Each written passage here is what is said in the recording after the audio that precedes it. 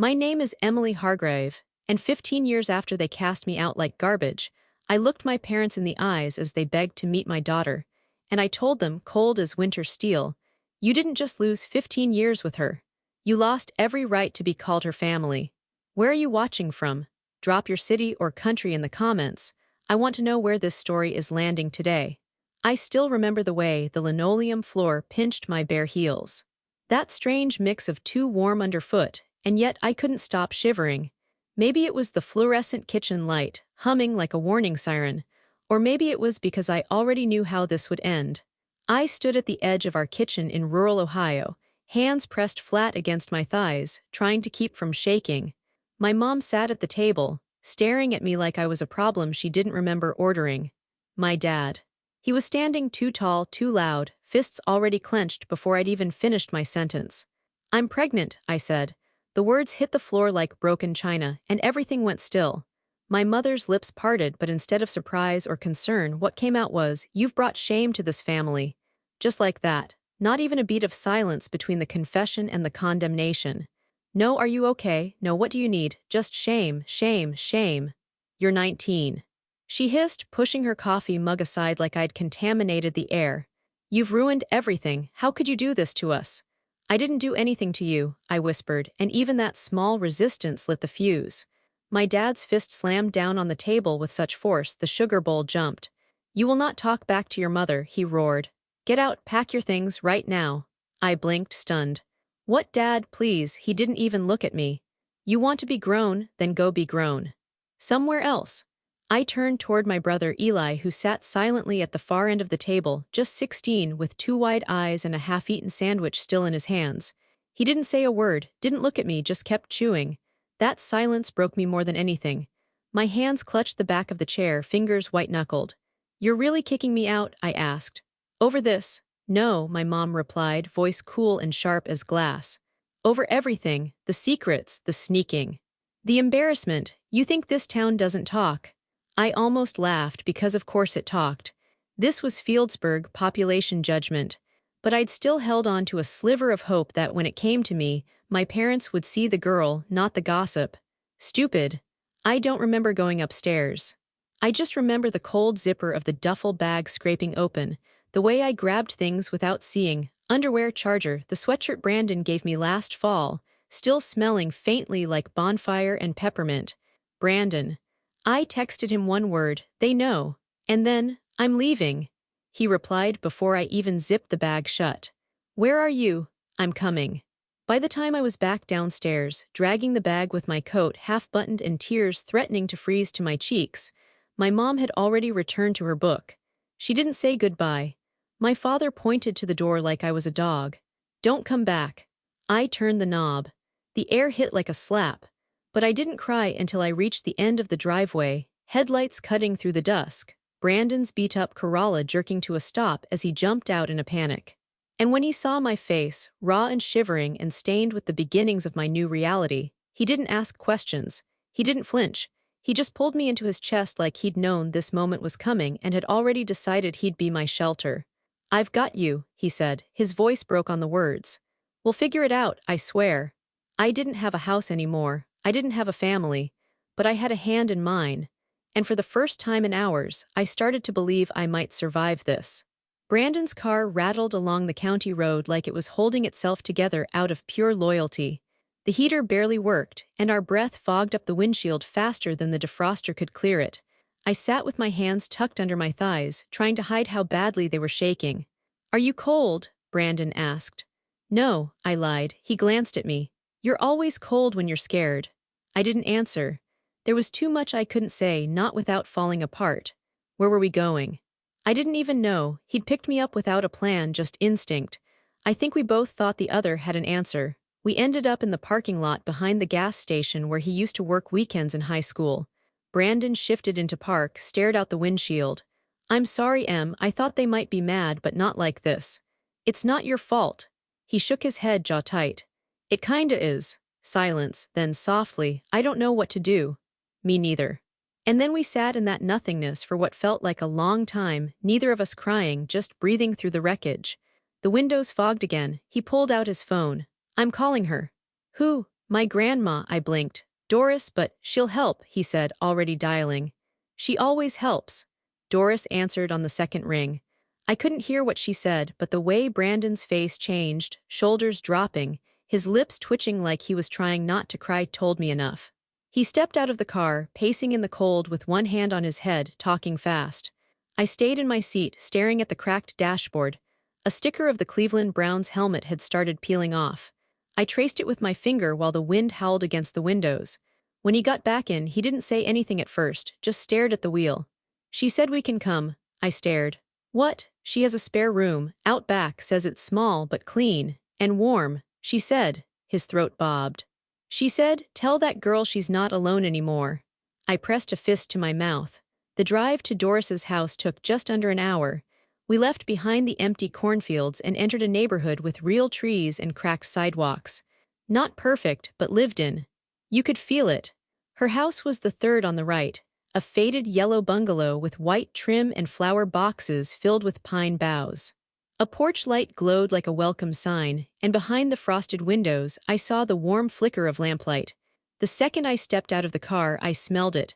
Apples, cinnamon, like a bakery's worth of comfort punched me in the chest. Brandon knocked once.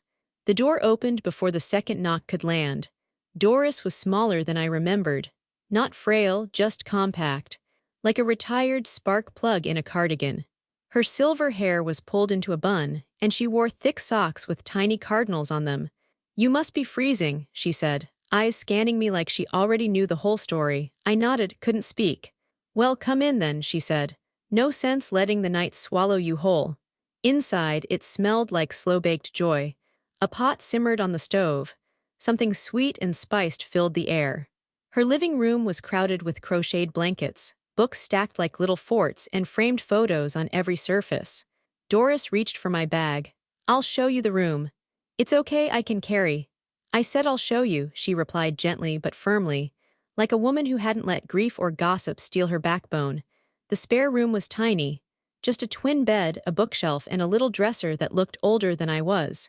But it was clean. The sheets smelled like lemon. And the heating vent beneath the window hummed with steady warmth. When she left me to settle in, I sat on the edge of the bed, letting the stillness wash over me. My phone buzzed once, a message from Eli. Mom said don't text her, she's serious. I turned the screen off, set the phone face down, and just sat. A few minutes later there was a knock. Doris poked her head in. You like cocoa? I nodded. She brought me a mug the size of my face. Real cocoa, not from a packet. With cinnamon and a dollop of whipped cream melting into the top. She handed it to me with a smile. I didn't have much when I was your age either, she said, sitting beside me. But I had a spine and some good people, that was enough. I looked down. I'm pregnant. I figured. You're not mad. Her hand found mine, warm and certain. Sweetheart, you're not the first girl to get thrown away for being too brave, too young.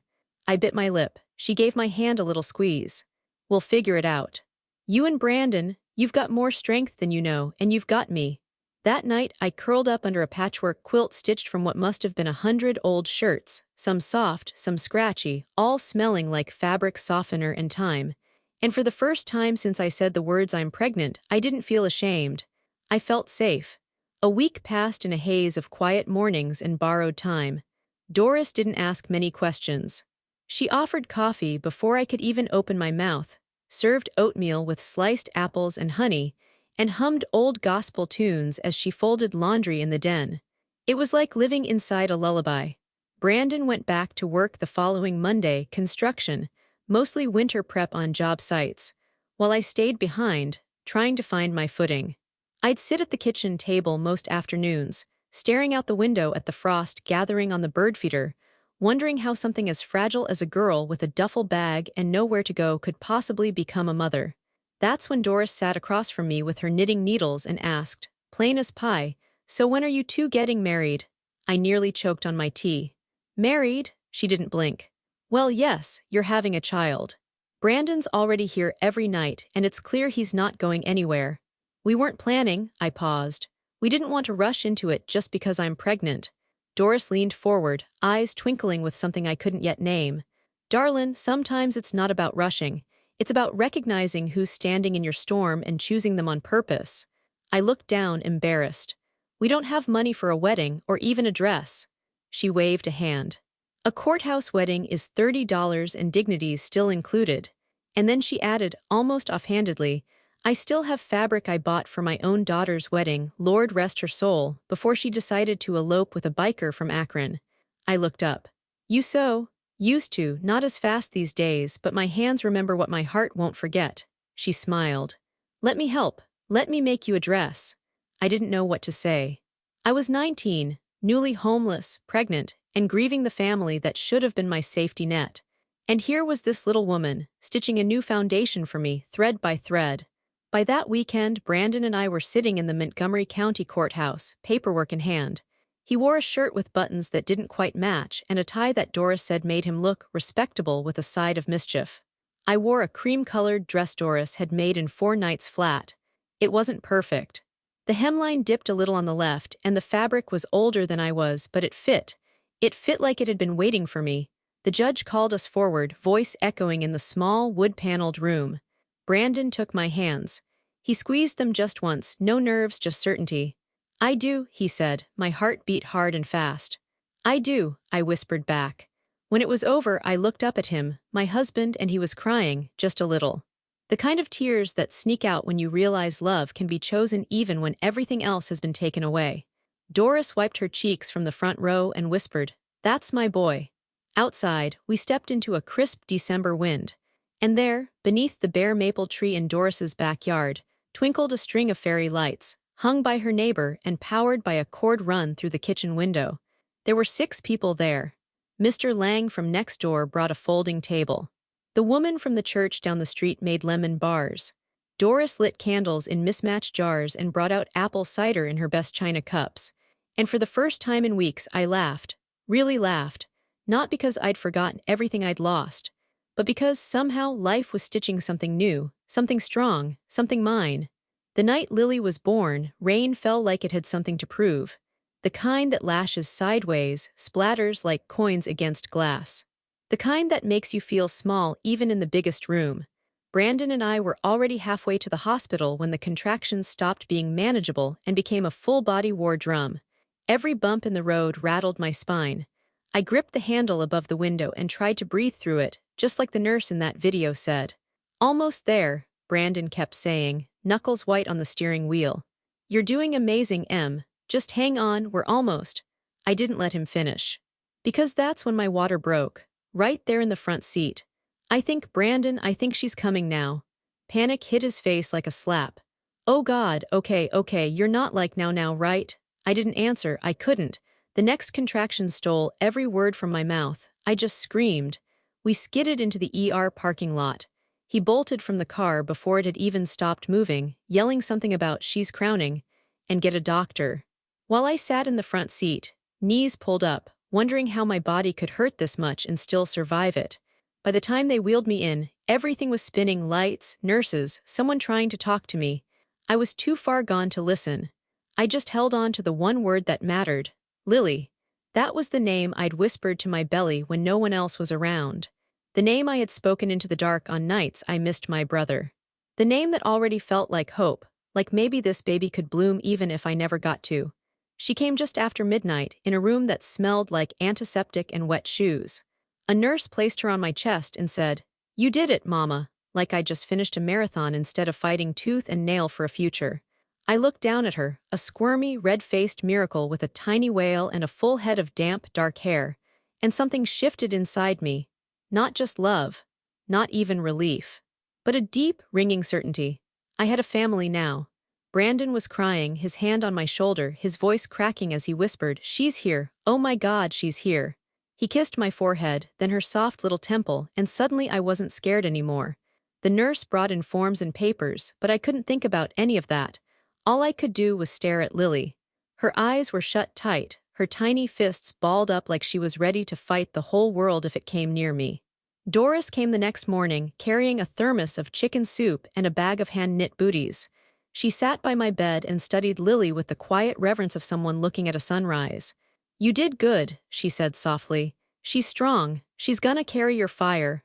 "I'm scared," I admitted. "I don't know what I'm doing." "You'll learn," she said. "You already are." Then she told me stories.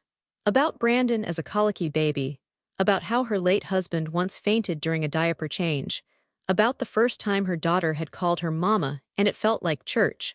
She stayed all afternoon, feeding me spoonfuls of soup between baby cries, making me feel like I wasn't a 19-year-old statistic, but a woman stepping into something ancient and sacred. When she finally stood to go, she kissed my forehead and said, "You're already a better mother than your own ever tried to be." I didn't cry until she left. The hospital let us go home 2 days later. It felt too soon and too sudden, like being handed the most precious thing in the world with no manual and no return policy. But we made it work. Back at Doris's, the bungalow felt like a sanctuary again. Lily's cries echoed down the hallway like tiny trumpets. I learned how to swaddle, how to breastfeed, how to doze in 5-minute bursts while Brandon took shifts with me. We were exhausted. We were broke. But we were okay. Some nights I'd rock Lily to sleep and hum lullabies I didn't know I remembered. Brandon would sit on the edge of the bed, watching us with eyes like he couldn't believe this was his life, like he couldn't believe we were his life. "I want to be better than they were," I told him one night, half asleep with Lily curled in my arms. "I want her to feel safe, always." "You already are," he said. "We both are," and he was right, because even with nothing, we were giving her everything. Not money, not legacy, but love, and presence, and peace. And for the first time since that cold kitchen goodbye, I realized I hadn't just been cast out, I'd been cleared for a new beginning. The thing no one tells you about survival is that it doesn't feel like a movie montage. There's no music, no quick cuts, no glamorous sweat. It's slow, stubborn, and achingly beautiful in the quietest ways. The months after Lily was born bled into each other like watercolor. Brandon picked up extra shifts at the auto plant, working nights and weekends. He came home with grease under his nails and sleep in his eyes but still kissed my forehead before collapsing beside me. I learned to stretch every dollar like a magician. Coupons, bulk cooking, diapers on sale. Doris taught me how to make meatloaf from lentils and laughter. Our days settled into rhythm. Wake, feed, nap, repeat. There were hard moments, of course. Teething, illness, nights when Lily screamed for hours and nothing helped but pacing the hallway until dawn. But there was joy too. Like the first time she smiled, really smiled at the sound of my voice. Like watching Brandon fall asleep with her tucked against his chest, their breaths rising and falling in tandem. Like Doris singing lullabies in the rocking chair, her voice thin but sure. "Hush, little baby, don't say a word." That house, her small yellow bungalow, became our whole world. And slowly, impossibly, the ache in my chest where my parents used to live started to feel less like a wound and more like a scar. I started taking online classes during Lily's naps. Just one at first. Intro to Early Childhood Development. Then 2. Then 3. I worked on my assignments at the kitchen table while Doris crocheted beside me, occasionally glancing over my laptop to ask, "Is that APA format or that other one?" "APA," I'd say, grinning. "Always APA." I didn't know what I was working toward exactly, just that I wanted something more than survival. I wanted growth. Brandon noticed. One night he walked in from work, wiped his hands on his jeans and said, "You're gonna do something big, Em, I can feel it." I laughed, adjusting Lily's onesie with one hand and typing with the other. "Yeah, between burp cloths and discussion boards." He stepped closer. Exactly then. When Lily turned 3, we moved out of Doris's. It was the hardest goodbye I'd ever said. Not because she was far, just 2 streets over, but because that house had held my breaking and my rebuilding. Saying goodbye to it felt like shedding a skin I wasn't quite ready to part with. The new place was small. A 2-bedroom rental with creaky floors and a front stoop that dipped a little in the middle. But it was ours. I painted Lily's room pale lavender. Brandon hung shelves in the kitchen. Doris brought over banana bread and an old photo of her and her husband in front of the very same porch swing we now inherited. "We sat there every Sunday for 40 years, she said, smiling. "You keep that tradition alive." And we did. Sunday afternoons became our pause button. Lily would color on the steps. Brandon would tinker with his car. I'd sit on that swing with a book I never quite finished, listening to the neighborhood breathe. The years slipped by. I finished my associates, then my bachelor's. Online classes turned into community college courses, then night classes at the university. One May afternoon, I walked across a stage wearing a cap that barely stayed on my head and shoes I borrowed from Doris. Lily, now 7, clapped so hard her hands turned red. Afterward, we had a party in the backyard with lemonade, plastic folding chairs, and a banner that read, "Mom did it," drawn by Lily in bright pink marker. Brandon grilled hot dogs. Doris brought her famous lemon chess pie. And for a moment, standing there in a wrinkled gown with sticky lemonade in my hand, I realized this was the life I was never supposed to have. Not according to the whispers in Fieldsburg, not according to the parents who slammed the door, not according to the girl I once was, shaking with a duffel bag on a porch. But here I was, holding it, living it. We bought the yellow house 2 years later. Not Doris's, though that would have been poetic. No, this one was on Maple Lane, just 4 blocks over. Same porch swing, same narrow hallway, but it was ours. Lily picked the house. "This one has the best tree for reading under," she'd said, pressing her palm to the bark like it could feel her love. Brandon and I signed the papers in that same tree's shade while Lily read beside us, and Doris, now slower but no less sharp, sat in a lawn chair grinning like she'd pulled off the heist of the century. "You did it, girl," she whispered, clutching my hand. "From nothing, you built everything." Some mornings feel ordinary until they break your heart. That summer morning started like any other. The sun spilled through the kitchen window in that soft golden way it only does in July. The porch swing creaked lazily in the breeze. Lily, now 8, was humming off-key in her room while brushing her hair, still wet from the sprinkler run she'd done barefoot the night before. And Doris hadn't come downstairs. I noticed it first when I poured the coffee. Hers always had a second mug waiting. It was habit, muscle memory. She'd stopped drinking it months ago, saying it made her jumpy, but I still poured it. She liked the smell, said it made the house feel like someone was waking up on purpose. But that day, the second cup sat untouched. Brandon had already left for work. Lily padded into the kitchen, half-dressed and clutching a granola bar. "Grandma Dee still sleeping?" "I think so," I said, wiping my hands on a dish towel, trying to keep my voice even. "Why don't you start your puzzle? I'll go check on her." I climbed the stairs to the guest room slowly. Like my body already knew something my heart didn't. The door was cracked open, same as always.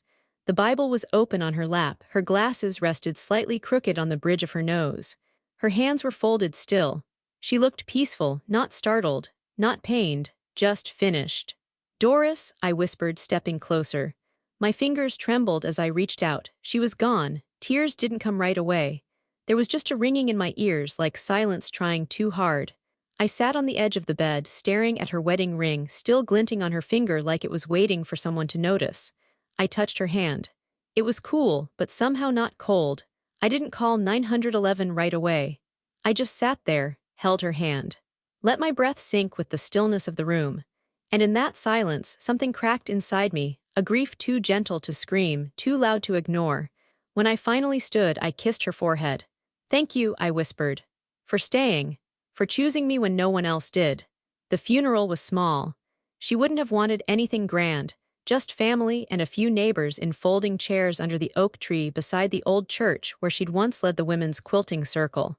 I wore the same cream dress she had sewn for my wedding, altered slightly to fit the changes that life and motherhood had written across my hips. Lily sat beside me, holding my hand so tight it almost hurt. Brandon gave the eulogy, simple but honest. She raised me, and then she helped raise my family. Doris didn't believe in second chances. She believed in first welcomes. I nodded through every word because it was true. At the end, we placed a quilt across her casket. The same one Lily had slept under during flu season. The same one Doris had pulled over my shoulders the night I stayed up too late studying. Each patch was a story, a square stitched in faith. As we walked away, I saw them. My parents. Standing near the back, half-shadowed by the chapel doorway. They hadn't come to speak, hadn't approached, but they were there. My heart twisted instinctively. A piece of me, still so young, ached for them to step forward to say something, anything. But they didn't. And I didn't go to them. Instead, I turned toward Lily, who looked up at me with tear-streaked cheeks and whispered, "I'm glad you have me."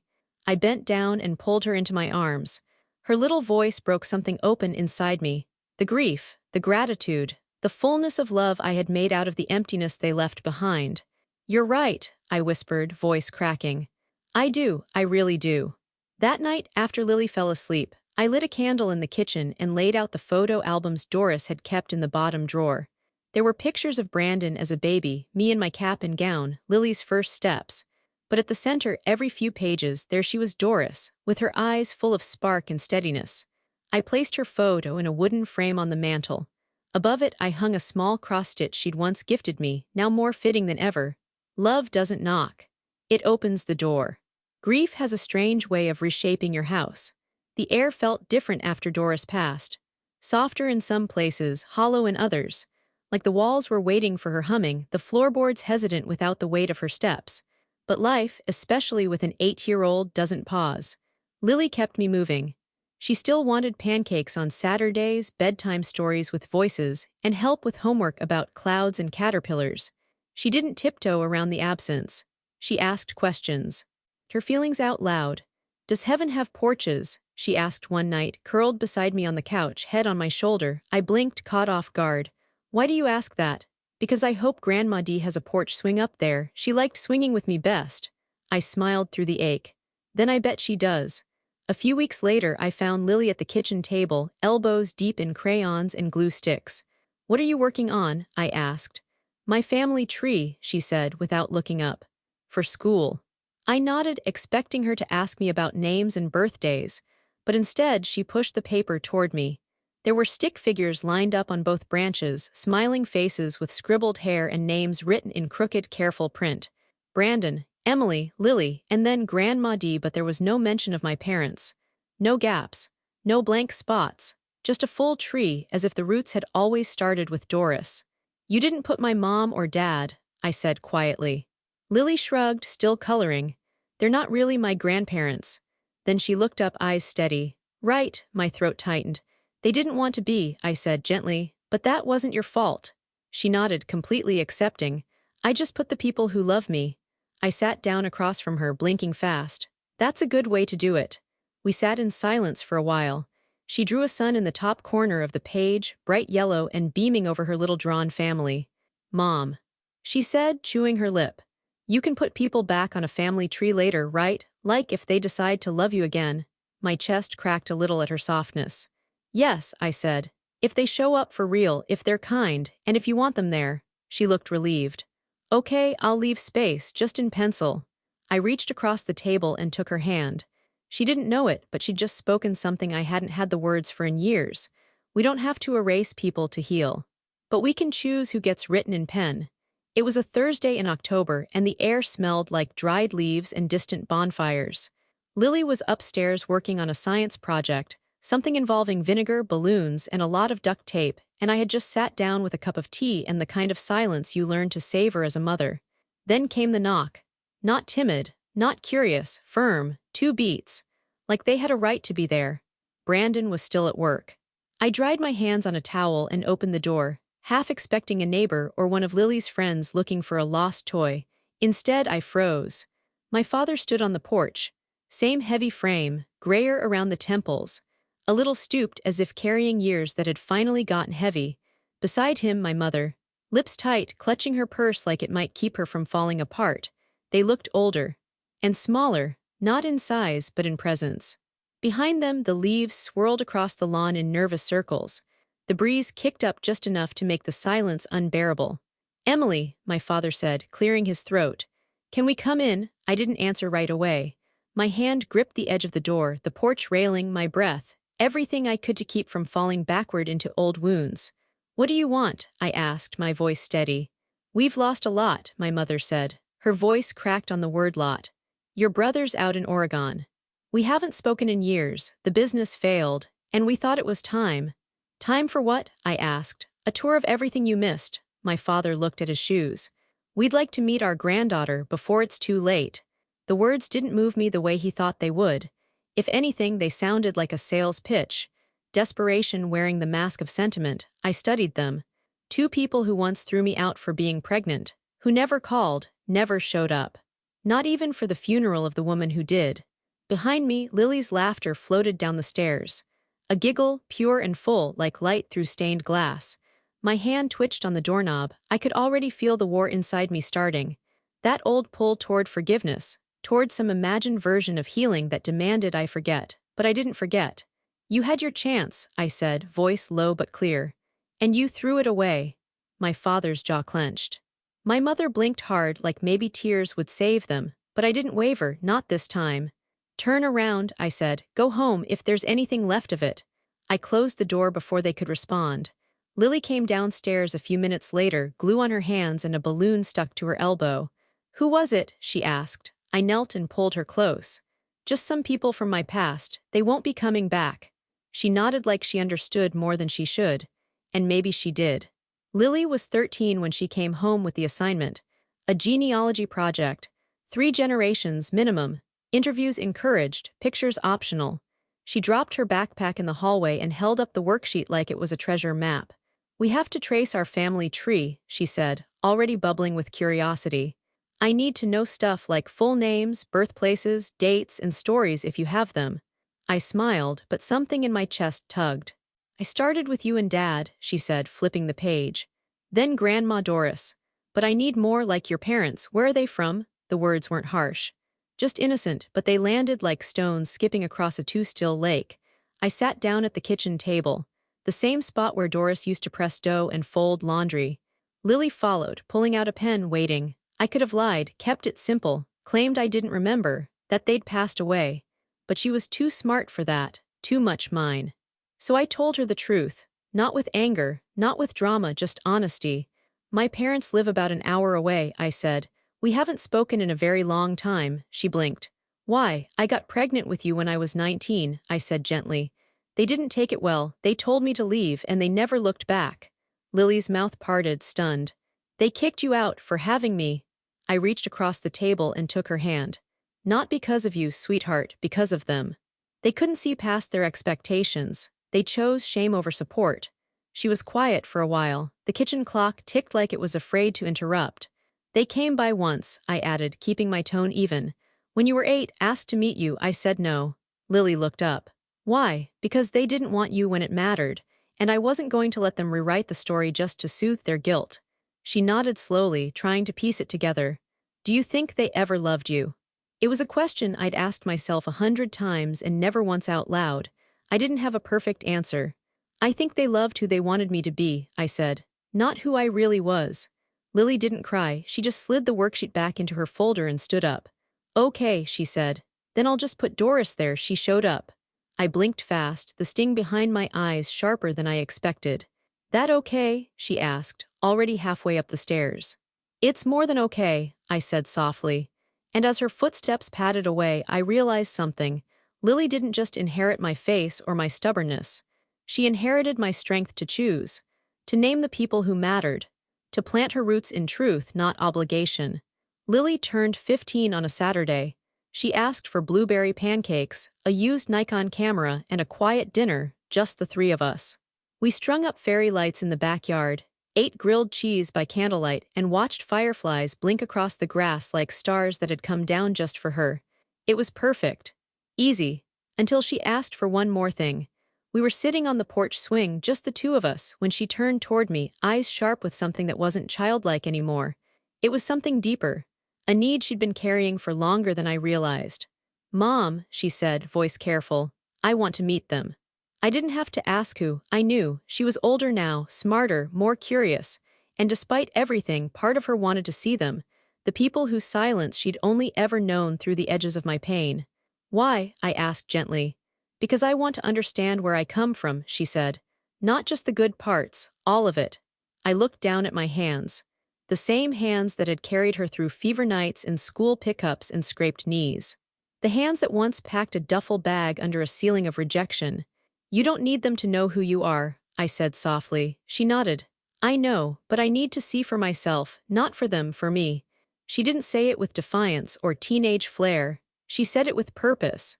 I took a breath, staring out at the yard. The hydrangeas were blooming again, wild and stubborn along the fence. Doris had planted them years ago, saying they were a good test of faith. You had to care for them even when they looked like nothing was happening. I turned back to Lily. You're not going alone. I don't want to, she said. I want you there. That's what undid me, not the request, not the confrontation ahead, but the fact that she still wanted me beside her. She wasn't choosing them instead of me. She was choosing truth. Clarity. She was choosing both, but on her terms. We spent the next day looking through old boxes. Lily wanted photos, details, anything I could give her. I pulled out one of the few childhood pictures I had me at age 7, holding a science fair ribbon while my mom looked on from the edge of the frame, more focused on smoothing her skirt than watching me. She looks sharp, Lily said carefully. She was, I replied. She had edges and expectations. And him, I hesitated. Showed her a photo of my dad in his hardware store uniform, one arm around my brother. He had a loud love, the kind that turns fast when disappointed. She absorbed it, quiet but not fearful. I want to be prepared, she said, not hopeful, just aware. It was in that moment I saw it, how much she had grown, not just in age but in spirit. She wasn't the little girl clinging to my hand in the churchyard. She was her own storm now, thoughtful, brave. Not afraid to look back before stepping forward. 2 days later, I called the number I'd kept buried in my phone for years. It rang 6 times before a tired voice answered. Hello? It's Emily, I said. My daughter wants to meet you. There was a pause, not shock, just age and something like regret. When? My father asked. Soon, I said, but understand something first. This is not for you, this is her choice. You don't get to rewrite the past. You only get the truth, and she'll be watching. He didn't argue, just said, we'll be there. The cafe was quiet. Neutral, no birthday banners, no forced smiles. Just the hum of an espresso machine, a few distant conversations, and a table in the corner where time was about to bend backward. Lily and I arrived early. She wore a pale blue sweater and the necklace Brandon gave her last Christmas, a tiny silver compass that never left her neck. I offered to do her hair, but she twisted it up herself, loose and soft, the way Doris used to wear hers. I could hardly look at her without wanting to cry. You okay? I asked. She nodded, though her fingers fidgeted with the string of her tea bag. Just nervous, she said. Not scared, just ready. I reached across the table and gave her hand a squeeze. I'm right here, no matter what happens. The bell above the door jingled. They walked in like strangers. My father wore a blazer too formal for a weekday afternoon. My mother clutched a leather purse against her chest like it might shield her from the truth. Their faces were older, not just in years but in wear. Life had taken things from them and it showed. They spotted us and paused, then walked over, quiet and tentative. Lily stood. Hi, she said, extending her hand. I'm Lily. My mother's eyes welled instantly. You look just like me, I finished flatly. She looks like me. They sat across from us. 4 cups, 4 people, 1,000 invisible lines. For a moment no one spoke. Then my father cleared his throat. Thank you for letting us come. We're not here for you, I said gently but firmly. We're here because Lily asked for this. He nodded. Of course. Lily looked from one face to the other. Why did you do it? My mother blinked. Do what? Send my mom away. When she was pregnant. When she needed you. My father rubbed the bridge of his nose. We made a mistake. We thought we were doing what was best. We were afraid, embarrassed. You chose your reputation over your daughter, Lily said, calm, measured. That's not a mistake, that's a decision. My mother let out a soft sob, pressing a tissue to her lips. We've lived with that guilt every day since. I don't want your guilt, Lily said. I wanted to hear you say it. Silence. Then finally my father spoke. We were wrong, completely, and we're sorry. Lily looked down at her tea, stirred it once. Twice, then looked up. I'm not here to fix anything, she said. I just needed to know what you'd say. My heart swelled with pride and ache all at once. She didn't cry, she didn't rage, she listened. And then she turned to me. Are you ready? I stood. Always. We gathered our things. My parents started to rise as if they weren't ready for it to end. Lily looked at them, eyes steady. You didn't just lose 15 years with her, you lost me. Then she took my hand. And we walked out together. We didn't speak in the car for a long time. Then Lily finally whispered, that was hard. I nodded, I know. But I'm glad I saw it for myself. I glanced over. Do you feel different? She smiled faintly. Yeah, I feel sure of who she was, sure of who we were, sure of the line between forgiveness and letting go. That night our house felt quieter than usual. Not empty, just settled. Like something heavy had finally been set down after being carried too far for too long. Lily changed into pajamas without a word, then wandered into the kitchen, where I was rinsing mugs and replaying everything in my head. The cafe, the apology, her calm, clear voice slicing through years of silence like light through a crack in the door. She leaned on the counter, twirling the compass necklace between her fingers. They looked smaller, she said finally, than I expected. They are, I said softly. People shrink when they've lived too long with regret. Lily nodded. I thought I'd feel angrier. Or sadder? And, I asked, I feel done, like I saw what I needed to see. She hesitated. But I also feel proud. Does that sound weird? Not at all, I said, drying my hands. You stood in something hard and you didn't flinch. That's something to be proud of. She smiled a little, then asked, Can we do something? Anything, I said. She disappeared for a moment, then came back holding the old wooden picture frame we kept in the hallway closet. It was simple, slightly chipped, and still smelled faintly like cedar. The kind of frame people usually reserve for wedding photos or baby pictures.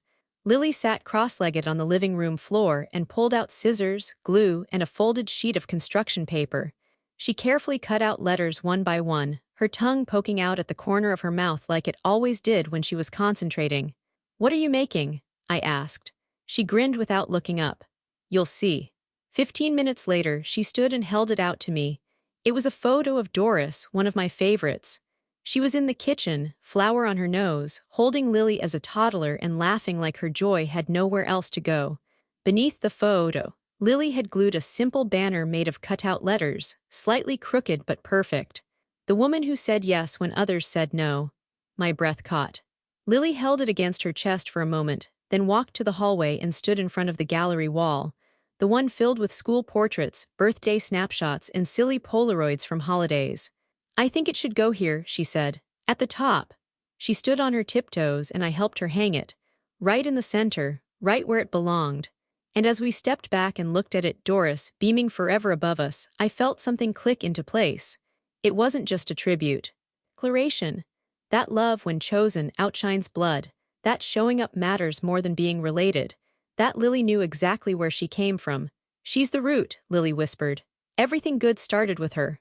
I nodded, tears blurring the edges of my vision. Yeah, baby, she really was. We stood there for a long time, neither of us saying much, the house around us quiet but full. And just before she went upstairs, Lily turned and said, I'm glad you didn't open that door. I smiled. Me too. The first time Lily brought her college roommates home for the weekend, she warned me before they arrived. Just so you know, she said, pulling her overnight bag onto her shoulder, they're going to ask a lot of questions about, well, us. I raised an eyebrow. Us. Our story, she said with a knowing smirk. I may have mentioned some things. The some things turned out to be the whole story, or at least the parts that mattered. We made lasagna that night and ate on the porch under string lights, the same ones Brandon had rewired last summer. The girls were bright, kind, curious. One studied journalism, another was pre-med. They spoke with the confidence of young women who'd been loved well, and I found myself hoping Lily felt like one of them. Then, over dessert, one of them asked the question I hadn't expected.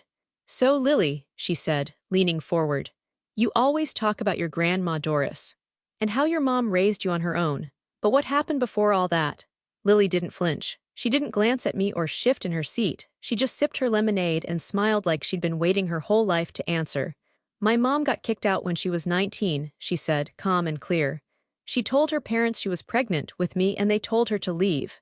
The girls gasped, the way people do when pain is distant enough to sound like drama. But, Lily continued, she had my dad. And Doris, his grandmother. She took my mom in, no questions asked, gave her a bed, a home, a reason to believe again. She paused. That's why I'm here. They were quiet now, listening closely. Lily leaned forward, elbows on her knees. And the best part, my mom didn't just survive, she built something, a life, a degree, a family that loves better because it knows what it's like to be unloved. One of the girls blinked. Wow, I mean, that's kind of incredible. Lily shrugged with that quiet, inherited grace. She doesn't think it is, but I do. I couldn't speak for a moment. My throat tightened and my hands, still folded in my lap, trembled just slightly. It hit me then, she knew, all of it, not just the facts, not just the events, but the meaning, the fight, the choices, the strength it took to choose love again and again in the face of abandonment. Later that night, after the dishes were done and her friends had drifted off to sleep in sleeping bags across the living room floor, Lily came into the kitchen and wrapped her arms around me from behind. Thanks, she said softly. For what? I whispered. For not letting their no be the end of the story. I turned and kissed her forehead. Thank you for writing the rest of it. Now sometimes, when the house is quiet again, when it's just Brandon and me sitting in the porch swing watching the sun slide behind the maples, I think about the girl I used to be. The one with the duffel bag and the shaking hands. The one walking away from everything she thought was unbreakable. She had no idea what was waiting on the other side of that slammed door. A warm house. Crocheted blankets. Hands that didn't let go. A daughter who would grow up to carry her name like a flag instead of a burden. And I want to whisper to her, you're going to be okay. Not just okay, you're going to be loved. And one day, you'll hear your story told back to you by someone who knows it best, because they lived the part you saved just for them.